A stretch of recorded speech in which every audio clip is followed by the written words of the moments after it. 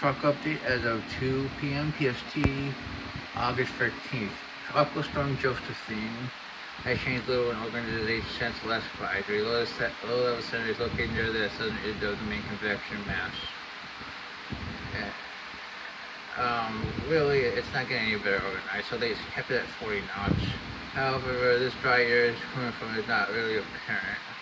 So it's fighting with dry air, it's fighting with shear, it's moving to 95 by 14 knots and expected to remain so for the next 3 to 4 days as it moves towards the weakest and west portion of the length of the tropical ridge. The forecast models weaken this ridge even more as it runs into a trough.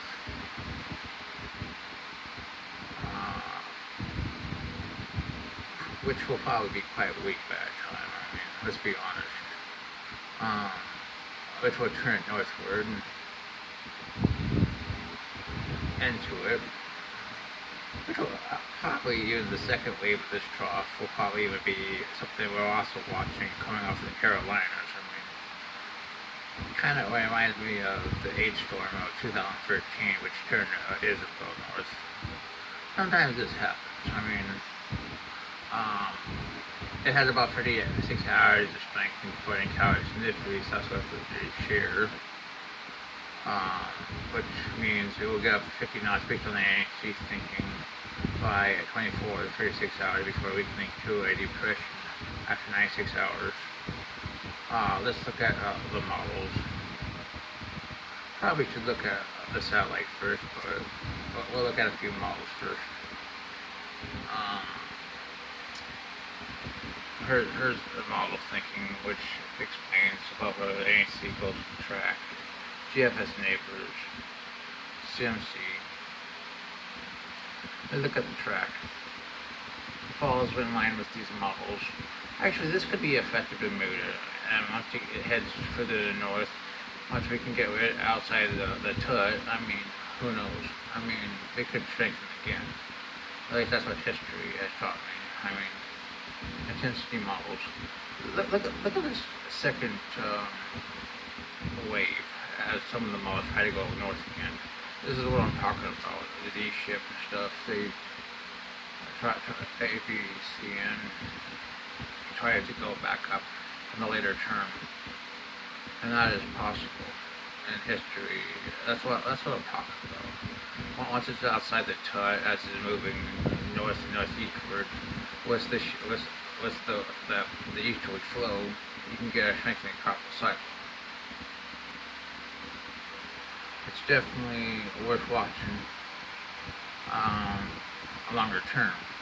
As for currently, you have this strong shear shearing the convection to the north and northwest of the center, but the models do forecast some weakening of this shear, allowing this to strengthen a little bit.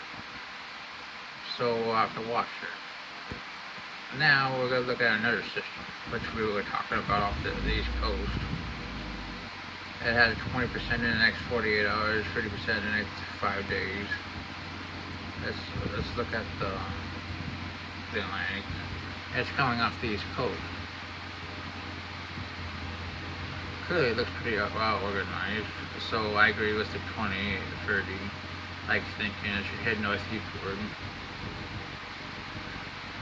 It will probably reinforce the trough, which will turn this system.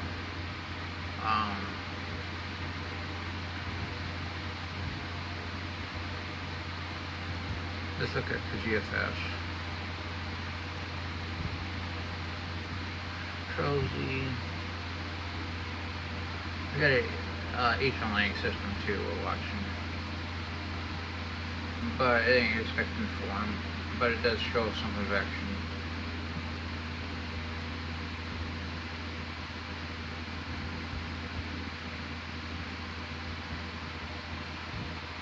Here's Josephine. Here's the Carolina system. I got 24, 48. Clearly, the Carolina system looks pretty well defined. South of Cape Cod, Josephine, but moving north of the Islands.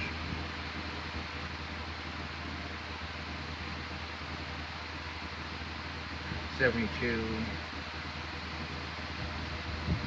96,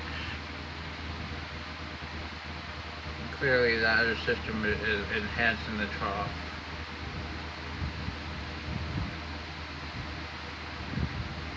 We'll have to see. Now we're gonna go look at the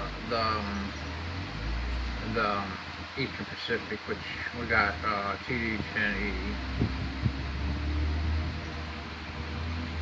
It's expected to head westward. It has become any better organized, and in fact, it is also expecting shear, which is pretty typical. 280 by 8, and they expect to become a tropical storm over by 12 hours. Pretty much not strengthening at all. Here it is. It's fighting northeasterly shear. Clear LC, but fighting northeasterly shear, and that should continue.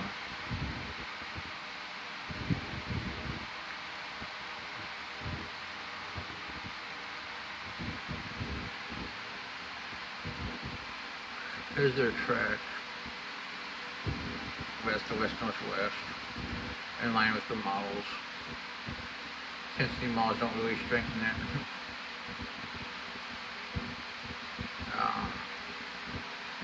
We got another system in,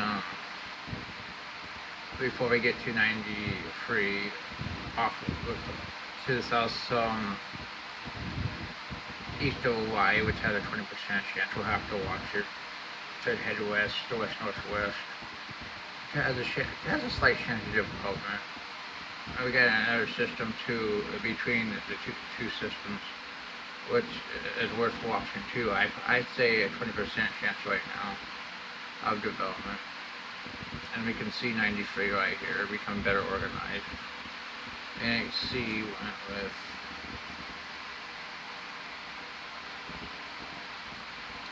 let's see.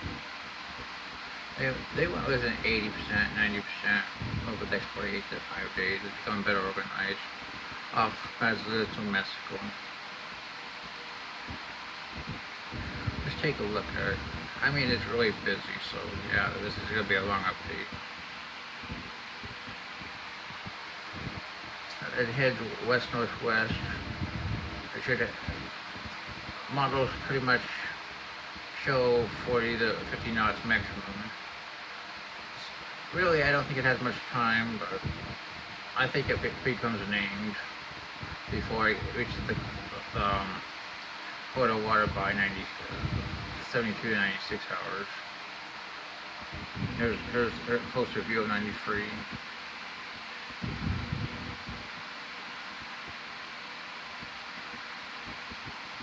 Longer term, we got another system that is going to form to the off Central America at 2070 or to the 5 days. We can look at the GFS.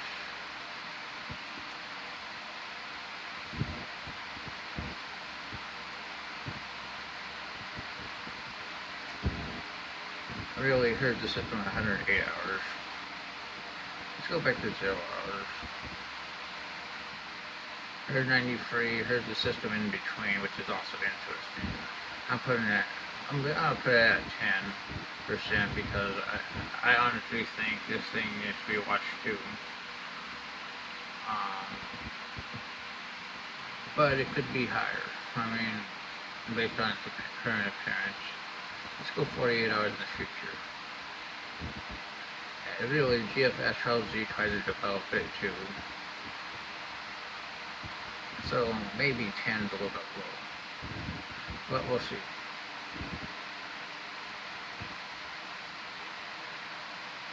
It's definitely going to be very close to 93, and it only has like 48 hours to get together before it starts merging and doing its first like thing. And you got your Fuji 94 down here, which has 70% 5 days. Really bombing out at 96. 120.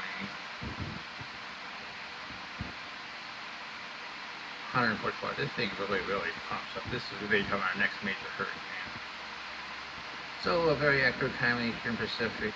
I mean, 2 to 3 storms are expected in the next 2 to 5 days.